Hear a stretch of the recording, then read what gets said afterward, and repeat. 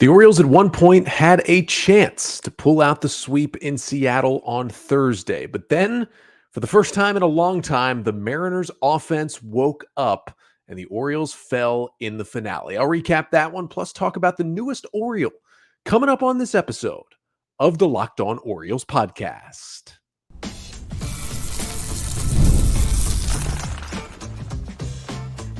You are Locked On Orioles, your daily Baltimore Orioles podcast. Part of the Locked On Podcast Network, your team every day. Orioles fans, today is Friday, July 5th, 2024, and welcome back into the Locked On Orioles podcast, part of the Locked On Podcast Network, your team every day. As always, I'm your host, Connor Newcomb, and coming up on today's episode, we are going to recap the Orioles' 7-3 loss to the Mariners on Thursday as they couldn't quite come up with the sweep, losing the finale. I'll get you the 5 things you need to know from that one, including a really good start from Corbin Burnes, the offense not doing much late, and the Orioles kind of squishy part of the bullpen giving up a big 7th inning. Then we'll talk a little bit about Vinnie Natoli, the right-handed pitcher who the Orioles brought in on a minor league deal this week, and why, above all the other guys the O's have brought in on minor league deals, Natoli is actually a guy who I think will impact the big league bullpen down the stretch. I'll tell you why. And then finally, speaking of that bullpen, my latest edition of the Orioles Bullpen Trust Power Rankings. But that's all coming up on this episode of the Locked On Orioles podcast,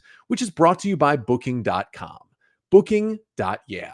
The right stay can make you a fan of any city, even your rivals. Check out Booking.com for your stay today. So we're going to chat about an Orioles loss to the Mariners, talk about a few other things here on a Friday episode to close out the week. First, wanted to address a couple of things. One is I'm recording here on Thursday night. It is 4th of July. It seems like at this point, the big parts of the fireworks shows are over, but where I record in my office is very close to a window. If you do hear anything in the background, that may be some of the last couple of fireworks going off here in Baltimore. I do want to give a shout out to my fellow dog owners. We stick together and support each other here on what becomes, for a dog owner, probably the worst holiday on the calendar. It can be that way for other reasons, but I wasn't a fireworks fan anyway. Had a dog for a couple years now, and fireworks have gone even further down my list of things that I enjoy. But yeah, I digress. You may hear that in the background. Hopefully not. The other thing is, I do want to apologize for those who watch on YouTube. Make sure to like, comment, and subscribe to the Locked On Orioles YouTube channel if you haven't already. For those who watch on YouTube, for the quality of Thursday's episode on YouTube, nothing was really changed if you listen on Spotify or Apple or wherever it is, but just had a complete computer malfunction when recording after 1 a.m. on Thursday morning, recapping the Tuesday and Wednesday games. The audio and the video on YouTube are not good. I've talked a little bit about some equipment upgrades. Those are actually happening this weekend. So by Monday's episode, it's going to be not a brand new setup. You'll see everything behind you, but the stuff you don't see that I'm working with is going to be new, which is going to be nice. Thank you for your patience with that one. If you tried watching on YouTube and you're just like, this is unwatchable, go to Spotify, go to Apple Podcasts. The audio is clear for the episode on Thursday, and it talks about 2 Orioles wins over the Mariners. But in this one, we are going to talk about an Orioles loss to the Mariners, and that is where we start today. Final score from T-Mobile Park in Seattle on Thursday afternoon. The Seattle Mariners 7 and the Orioles 3 in a finale of a 3-game set. O's won the first 2, couple of pitchers battles on Tuesday and Wednesday, but the Mariners avoid the sweep, and the Mariners, kind of Orioles style, have not been swept yet this season. They avoid the sweep with the victory. The Orioles, with the loss, fall to 55-32 on the season, but other shout out I got to do at the top of the show here. Shout out to the Cincinnati Reds, who with an 8-4 win in New York on Thursday, completed the sweep at Yankee Stadium. The Reds went in. They've had kind of a disappointing year. They are under 500, went in and swept the Yankees in the Bronx this week. So the Orioles remain 2 games ahead of New York, despite also losing on Thursday. If this comes down to a fairly close division race at the end of the year and the Orioles win this division, look back to this series when the Yankees got swept at home by the Reds in July as something that really, really could help out Baltimore in the long run. But I'm going to get you the 5 things you need to know from the Orioles 7-3 loss to the Mariners on Thursday. And the first thing you need to know is the Orioles, well, they finally gave up some runs to the Mariners. This Seattle offense has been really, really bad, but it's not like it's the worst in baseball, and they've still got some talent in their lineup, and you got to figure they were due to score at some point, and they did that on Thursday. 7 runs for the Mariner offense on 7 hits. They kind of made the most of their biggest swings in this game. They had just 1 run total in the first 22 innings of this series. Orioles shut them out on Tuesday, allowed just 1 run, the Cal Raleigh solo homer on Wednesday, and then Corbin Burnes held the Mariners scoreless through the first 4 innings on Thursday before Julio Rodriguez's solo homer in the 5th finally got the M's on the board again. They got 2 in the 5th. Then they scored 5 in the 7th off the Oriole bullpen to pull away in this game. And really the big thing was like Julio Rodriguez. I talked about it on yesterday's episode. The fact that he's struggling so much and was hitting 7th in this Mariner order was just perplexing to me. Now, he was moved up to 5th in the order on Thursday. Maybe that helped him. He came up with a double. He hit the big home run. He was much closer to usual Julio, and that propelled the Mariners offense in this one. Is what it is. I mean, you can't hold a team down that badly for that long, especially a first-place team, and they finally did put together some hits. But the second thing you need to know from the loss was it was really Keegan Akin who allowed the damage in this one. Now, I know that the loss will go to Brian Baker, and he gets charged with 3 earned runs in this game, but I think I worry about Keegan Akin more in the roller coaster his season has been. Now, Corbin Burnes completed 6. We'll get to him in a minute. It was 2-2 going into the bottom of the 7th, and the Orioles went to Brian Baker. It was the move to make. He was the most well-rested reliever. He's pitched pretty well since coming up. There were some solid matchups near the bottom of the Mariners order. His goal, get a 0, bottom 7, send it to the 8th, tied at 2. And he struggled a little bit. Gave up a hit. He ended up walking a couple of batters, put himself in a spot where he had first and third, nobody out. Got a big strikeout, then walked a batter, then got another huge strikeout to keep the bases loaded with 2 outs, and the lineup flipped over to the lefty J.P. Crawford. Orioles left-hander Keegan Akin was ready in the bullpen. CNL Perez was not available. Before you ask that question, he had pitched in both of the first 2 games of this series. Brandon Hyde does not use any of his relievers, I think smartly, 3 days in a row. So Perez, along with Kimbrel, were not available in this game. So you're thinking, all right, you're probably saving Cano for the 9th. You're maybe looking at Jacob Webb in the 8th. You don't have Perez. You don't have Kimbrel. That puts you in the spot you're in the 7th. And you could argue, Connor, they did just put Cole Irvin as a lefty back into the bullpen. Couldn't he have been used in that spot? I don't think the first spot you want to use Irvin in, coming back out of the bullpen for the first time in a while, is bases loaded, 2 outs, tie game in the 7th. Probably not the best spot. So that was a no-brainer to bring in Keegan Akin to face the lefty J.P. Crawford at the top of the order. And while lefties have been slightly better than righties against Akin this year, historically, Akin's been better against lefties, and Crawford much, much worse against left-handed pitching. It was the move to make.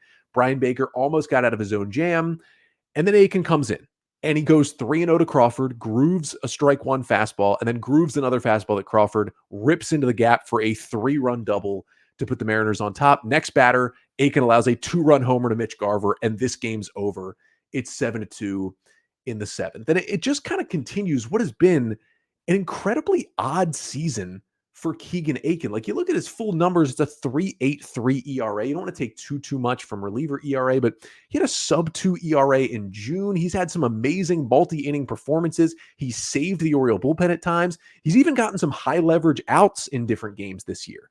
But when he has a bad outing, it snowballs on Akin like it does for no one else. Like, he can't just give up a run, it seems. Like, he's got to give up 3 or 4 when things go bad for Keegan Akin, and that is what we saw, unfortunately, in the game on Thursday. And really, he's allowed some huge hits to left-handers this year. A lot of bases clearing hits, a lot of big home runs have come against lefties this season, which is a little concerning. And they've come from bad command, having to throw a pitch down the middle and getting crushed for it. That's exactly what happened on Thursday. Now, at least shout out to Akin, who got through the 7th and then came back out and did put up a 0 in the 8th. So the Orioles didn't have to use another reliever once the game was pretty much over. But you see what the O's bullpen is lefty-wise without Danny Coulomb. And you're using Perez a lot. Akin's that next lefty. Hopefully, now that Cole Irvin is back in the bullpen, he can get some high leverage spots. Maybe he can replace Akin's role and get some more key lefties out eventually once they ease him back into that role.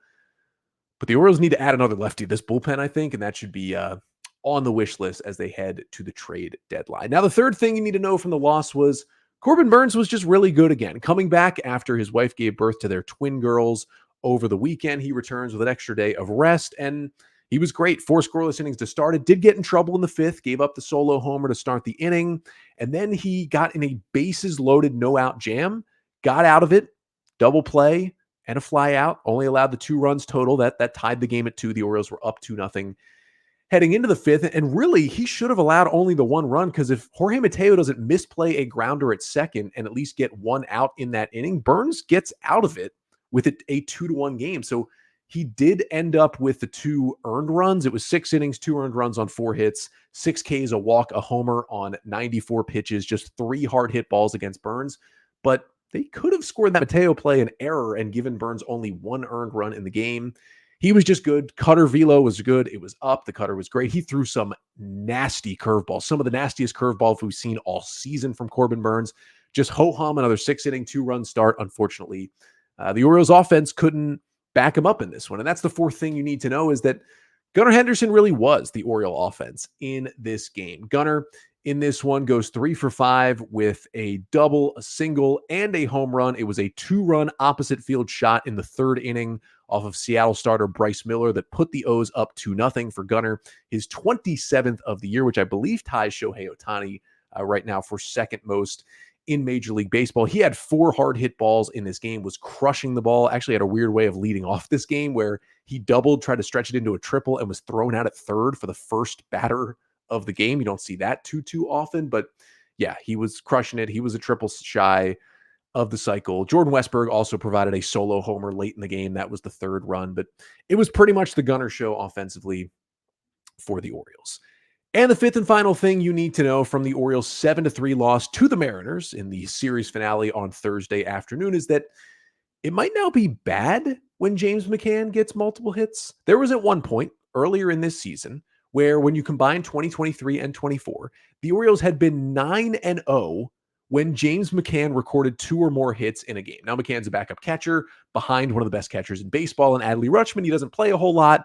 He's not a big offensive threat. He doesn't get a lot of multi-hit games. But when he was doing it, the Orioles were winning baseball games. And then McCann had a multi-hit game last week against the Guardians in that crazy 10-8 loss, and it snapped the streak. And then McCann did it again on Thursday. In this one, he reached base 3 times, 2 for 3 with 2 singles and a walk, scored a run on the Gunnar 2-run homer. And despite that, the Orioles lost again. They have now lost back-to-back games in which McCann records multiple hits. So right on the flip side of this right now, is it not James McCann 2 hits, it's over, and James McCann, like, we'll take 1 hit, but let's cool it on 2 or more for McCann. In all seriousness, it's great to get production from him. You give Adley a day off, you bat McCann 9th, you just want good defense, and he gets on base 3 times. You'll take that every time that he goes out there. But the Orioles dropped the finale, although they still, hey, you look at it like this, they got a series win on the road on the West Coast against another first-place team in the American League. That is, stamp of approval, a really good series by the Orioles. What they also did this week was add another potential depth arm to their bullpen. It is right-handed pitcher Vinnie Natoli. Coming up next, I'll tell you who he is and why I think he's going to help the Orioles bullpen down the stretch this season.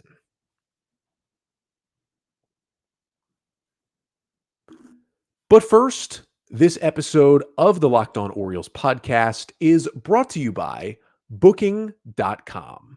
Booking.yeah. With summer travel heating up, especially travel for baseball games, it's time to explore those U.S. cities you always secretly wanted to learn more about. Yes, we're talking about your rival cities.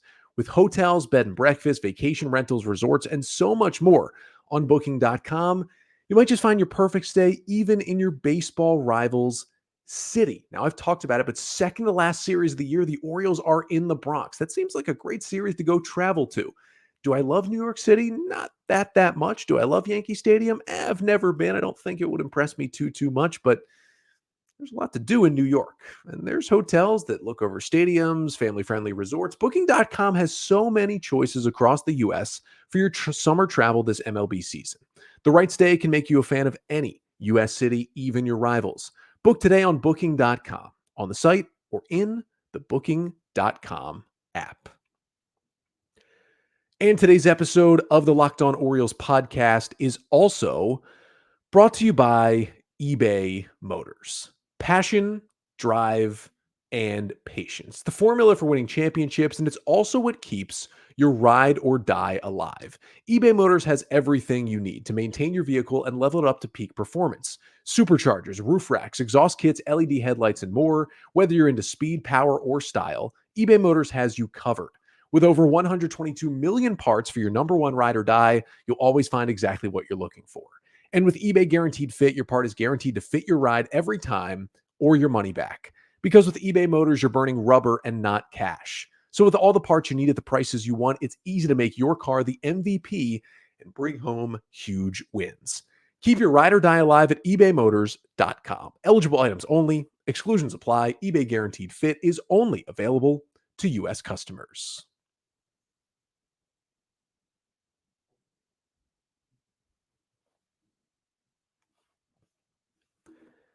So the Orioles dropped the game on Thursday to the Mariners, but they did add another bullpen depth piece this week, signing 33-year-old right-handed pitcher Vinnie Nittoli to a minor league contract and sending him to AAA Norfolk, where he did make his Orioles organization debut on Thursday night in the Norfolk Tides win and threw a scoreless inning out of the Tides bullpen. Now, Natoli was with the Athletics this year and was DFA'd by the A's in late June, so first and foremost, it's not a great start, right? You're on one of the worst teams in baseball where the Orioles traveled this weekend to Oakland, and you're getting DFA'd by the A's. It's not a great look, but I will tell you, there is a lot to like in Vinny Natoli. Now, the Orioles have added guys, between spring training and now on minor league deals to help out in the bullpen. Most recently, Birch Smith, former righty of the Marlins last week, who they're trying to help in the pen, and I think he could help the Orioles bullpen.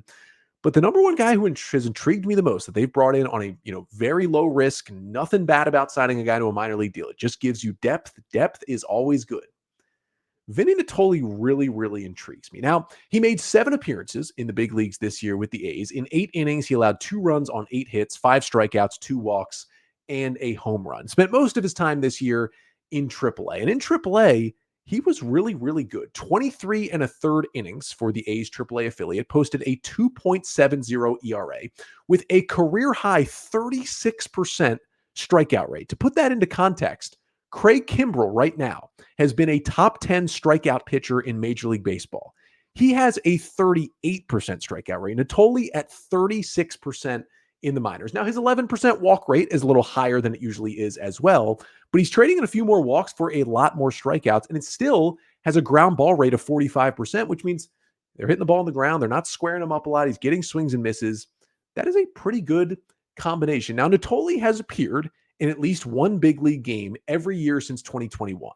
One game with the Mariners in 2021 when he made his debut, 2 games with the Phillies in 2023, 3 games with the Mets in 2 games with the Phillies in 2022, 3 games with the Mets in 2023, and then he leveled up to 7 games with the A's in 2024 before he was DFA'd. So he's been around for a while, but very much an up-down reliever with emphasis on the down. He's a guy who gets called up for a couple of days, gets into a couple of games when you're in a pinch and need an extra arm, and then is sent back down to AAA. That is what he has been. But he seems to have leveled up his game here in 2024. Now, when he's been in the big leagues, he's been fairly exclusively about a 90-mile-per-hour cutter and then an 82-mile-per-hour sweeper over the past couple of seasons, especially this year. But here's kind of a look at his usage in AAA because we have a much higher sample size of what he throws, what he's done in AAA. Probably better to look at that than 8 innings in the big leagues. Now, the one thing to note is he throws a cutter, and he throws a cutter a lot. 67%, 2/3 of his pitches this year in AAA have been this 90-mile-per-hour cutter. And you're thinking 90-mile-per-hour cutter, we have Corbin Burnes. He throws a 97-mile-per-hour cutter. What's a 90-mile-per-hour cutter going to do?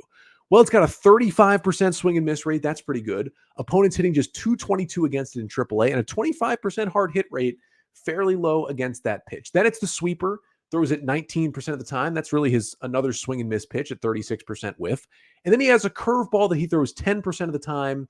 100 is the expected batting average against it. That's pretty good. And also a 50% swing and miss rate. Now, he doesn't throw the curveball a lot, but when he has thrown the curveball and batters in AAA have swung at it this year, they've swung and missed half the time. That's very elite, and maybe a pitch the Orioles will ask him to throw a little more. Now, he has also tossed in a sinker and a changeup. Those are both technically in his repertoire, and he will throw them here and there, but it's mainly cutter, sweeper, curveball, a lot of stuff that is moving with not a whole lot of velocity. Again, the cutter's like, if he really rears it up, he might touch 92 with that pitch, and that is his main fastball. But that is what he's got. It's kind of a funky crossbody sidearm delivery. There's a lot of deception involved with Vinnie Natoli getting hitters out. He kind of sets up in a closed stance. His front left foot is like well towards the third base bag. Then he has a crossbody sidearm delivery, allows his sweeper to sweep more. His cutter cuts more when he does that. But no one really squares him up. Like, he has very, very low hard hit percentages. He also gets elite extension down the mound. Extension is one of the reasons that makes Grayson Rodriguez so good. He's tall. He gets down the mound at you before releasing the ball, so a hitter has even less time to react. That is how Natoli makes up for some of his lack in velocity, is the deception and the elite extension. 7.2 feet of extension is a pretty high number that he gets down the mound. Now, he's going to begin in AAA. That's where he is with the Tides, already thrown a scoreless inning. But I like the stuff. I think the Orioles see something there. And I am going to go ahead and guarantee he at least pitches one game for the Orioles out of the bullpen this year. I think he'll at least get a chance. And I have a good feeling that he could have some sort of impact on this Orioles team. I'm going to call my shot right now. I think Vinnie Natoli will be the 2024 version of Jacob Webb. Now, of course, Jacob Webb is still on this team and is very good. But remember when the Orioles brought in Jacob Webb off waivers from the Angels in August of last year? We were like, okay, this guy's okay, but like, is he really going to help the bullpen? And then he just came in and went on like a 2-week run without giving up a run and like saved the Orioles pen in August and September of last year. I don't think Natoli is as good as Jacob Webb, but I think we could see him come in and get some key outs for this Orioles team if the O's can kind of perfectly match that pitch mix. I don't know. I'm very, very intrigued by Vinnie Natoli. To be fair, I'm very intrigued by Matt Crook. We saw how that first outing in the big leagues went over the weekend before he was sent back down, but keep your eye on Vinnie Natoli now that he is with the Orioles in AAA. But speaking of that bullpen, Natoli is another guy who adds to that depth, who could help the Orioles at some point. And we know they're going to be looking to add relief help at the deadline as well. But for now, they've got a group of 8 relievers out there who are just trying to get outs and win ball games. So coming up next, to finish off the show for the week, I bring back my Orioles bullpen trust power rankings.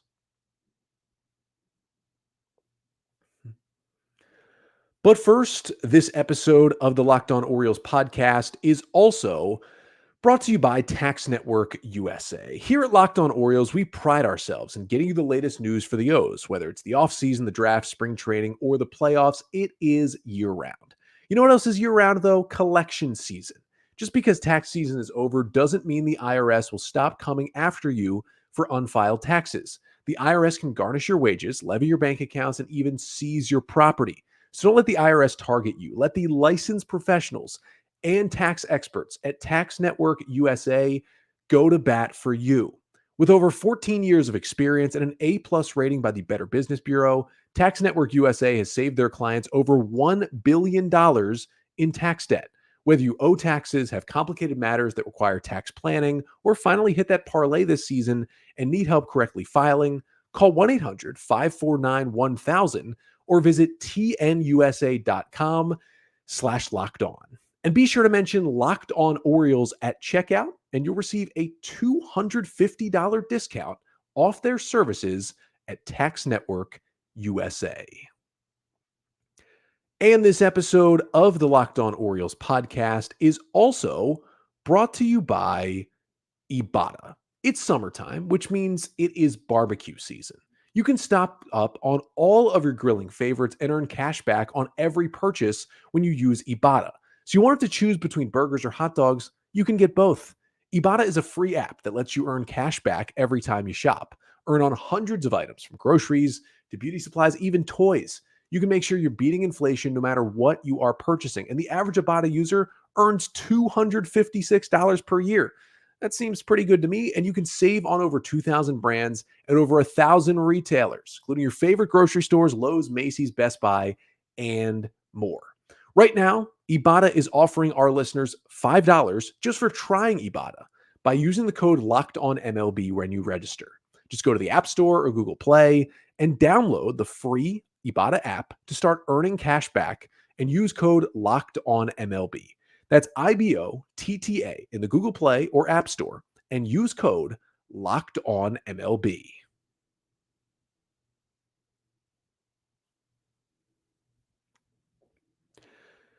So for the Orioles, we are taking a look at this bullpen, which was pretty good in games 1 and 2. Just kind of, they had to use the mushy part. They didn't have Kimbrel. They didn't have Perez. And Baker and Akin just did not have their best stuff in the loss on Thursday. Let's get back to the Orioles Bullpen Trust Power Rankings to finish off the week on the podcast. If you're unfamiliar, do this pretty much every Friday episode where I just reassess the current state of the Orioles bullpen. And I have 3 categories that I put the relievers into. Trust, those are guys that, hey, I see them go out there onto the mound. That is someone I am very confident they're going to get the 3 outs they need and get to the next inning. I've got maybe trust. Those are guys I feel like, sometimes they could do it. Sometimes they're a little shaky. We could see. And then I have don't trust. That's a guy who I don't want to see in any big spots. And when he hits the mound, I'm not feeling great. Let's start with the trust category. Currently, I have 3 Oriole relievers in the trust category. And the first, people are going to hate it, but it's Craig Kimbrel. He has been locked down for a long time now for the O's. 32 1/3 innings on the year.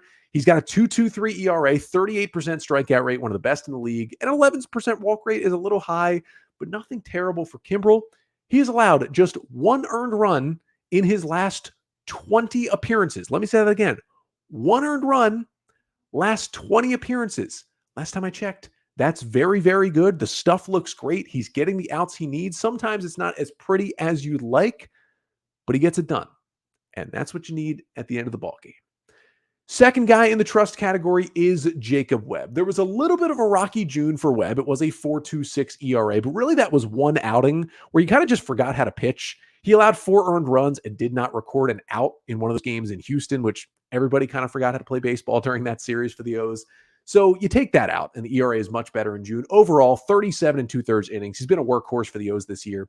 Has a 2.87 ERA, 23% strikeout rate, 11% walk rate, both a little bit above league average. But his changeup is the reason why I trust him so much, because opponents are hitting just 128 against that pitch with a 40% whiff rate, and it allows him to be effective against lefties. So he's a righty who gets righties out, but he's actually better against left-handed hitters this year. So without Danny Coulomb, you're like, wow, we're missing a lefty. Jacob Webb is the guy who can still get pockets of good lefties in lineups and also get the righties out. He's kind of immune to the splits right now. That makes me really trust him. The stuff's looking good. He's getting key outs for Brandon Hyde. And the final guy in the trust category for me is CNL Perez. Now, he's had a couple of blow-up outings, but generally 3.81 ERA in 26 innings this year, 20% K rate, 10% walk rate, really high ground ball rate as usual for Perez. 6 consecutive appearances without allowing an earned run for CNL Perez. Got some huge outs in games 1 and 2 of this Mariners series. And the O's didn't have him available Thursday, and they missed him because he's been pitching so well out of that bullpen. The slider has been nasty. The fastball velocity has been good. I am trusting Perez to get those key lefties. Kind of has filled in for that Danny Coulomb spot in the bullpen. I think has filled in really, really well. Now we go to the maybe trust category. And maybe trust starts with Yennier Cano. It hasn't been often since I've been doing this segment the last 2 years that Yennier Cano has not been in the trust category. And he does have back-to-back scoreless outings, so that's good. But it was a little rough at times for Cano in June. Late June, he had a really tough end to the month. Now, overall, 3.06 ERA in 35 1/3 innings this year, 24% strikeout rate, 12% walk rate. The walks are way up from last year. He's still got a 68% ground ball rate, which is the best in Major League Baseball. That is helping him a lot. Contact on the ground generally doesn't tend to do a whole lot of damage, but he's getting hit harder and he's throwing less strikes than he did last year, and it's leading to some more bad outings. Now, it's been 2 good outings in a row, and I will tell you this right now, with the track record Cano has and the big spots he's in, if he shows me 1 more good outing this weekend in Oakland, I'm bumping him back up to trust, but it has been a little shaky at times lately. Next guy in maybe trust is Dylan Tate. 3.38 ERA, 29 1/3 innings, not a lot of strikeouts, not a lot of walks, 53% ground ball rate. He's in maybe trust because, although he's been solid this year, he's just not pitching in very many high leverage spots at all. He's only pitched 1 time in the last 8 days. He does have an 0.80 batting average against his sweeper, but a 3.02 average against his bread and butter pitch, his sinker. I don't know what to feel about Dylan Tate yet this year. He's just like a solid middle relief guy for now who's not pitching a whole lot. He's going to need to step up a little more. The O's are going to need to go to him a little more. If they do, and he pitches well, he can move up to trust, but we will see. Keegan Akin is in maybe trust. I talked about the roller coaster that Akin has been already. 44 and 2/3 innings, 3.92 ERA, 29% strikeout rate, 7% walk rate. Those are pretty good numbers. Had a 1.56 ERA in June. Doesn't blow up a lot. He's generally good, but when he's bad, he's really bad. And we saw that again on Thursday. He's just allowing too many big hits. Command escapes him and just keeps escaping him. It snowballs. I don't know. Like, it hasn't been bad enough for him to be optioned to AAA. He does still have options. It doesn't need to get DFA'd. He can get optioned to AAA. He would be a guy who could get optioned if the Orioles do add to the bullpen at the deadline. He still deserves a spot, but it's just like, it doesn't get bad that often, but when it gets bad, it's really, really bad and tough to watch. Also in maybe trust, I've got Brian Baker. He had been really good since coming up really until Thursday. He had no command issues until Thursday when he walked 2 batters. Now, Keegan Akin didn't help him out, allowed the 3-run double, all 3 runs charged to Baker, which bumped his ERA to 5.91 in 10 2/3 innings. But it's still 8 strikeouts to 3 walks. The command has looked good. The velocity's been good. He's commanding the changeup a little better. Just got to kind of get back in the groove to get into that trust category. And then I actually have the other 5 relievers in the maybe trust. I don't have anyone in don't trust. My last guy in maybe trust is Cole Irvin. That is where I put guys who have been recently added to the bullpen because it's like, I can't trust you or not trust you if I haven't seen you throw yet. Irvin just moved back into the bullpen this week with Dean Kramer being activated off the injured list and coming back to the rotation. We haven't seen Irvin pitch in relief again, so I don't know what to make of him as a reliever at this point. We'll see him pitch a couple of times, maybe back in Oakland this weekend, and then we'll make the assessment on the next segment here. But let me know in the comments, who would you put in your 3 categories for the bullpen trust power rankings? That'll do it for today's episode. That'll do it for the week on the pod. I apologize again if you're watching on YouTube and there were any kind of audio video glitches. Again, the equipment upgrade is coming this weekend. I'll be back on Monday to recap the series against the A's, and hopefully everything will sound and look a little bit better. But that's who the O's play. And listen, the A's are 33 and 56. They're not a good baseball team, but they took 2 of 3 in Baltimore earlier this year. So don't need to just completely overlook them. Albert Suarez gets the start Friday night, 9:40, coming off 6 scoreless innings. He'll go up against kind of a crafty lefty in Hogan Harris, who's got a 3.18 ERA on the year. However, he allowed 10 hits in 3 1/3 innings in his last start. So hopefully the O's can do that to him as well. That's the last late night game, though, of this West Coast trip. On Saturday, they start at 4:07. Cade Povich gets the ball again for the Orioles. And then the hard-throwing right-hander, Luis Medina, the 25-year-old with a 4.80 ERA in 30 innings this year, takes the ball for the A's. Then finally, the finale on Sunday, Grayson Rodriguez for the Orioles coming off a great start in Seattle. He will go up against kind of a really interesting rookie right-hander in Mitch Spence, who has a 4.15 ERA in 74 innings, had a really good relief outing against the Orioles earlier this year. Spence might be the most intriguing arm that the A's have, not named Mason Miller. So could be some kind of sneaky solid pitching matchups in the Coliseum this weekend. And then, as I mentioned, I'll be back on Monday to recap it all between the O's and the A's. Hopefully another series win to finish off this West Coast trip. But until I'm back Monday, I'm Connor Newcomb, and this has been the Locked On Orioles podcast, part of the Locked On Podcast Network. Your team every day.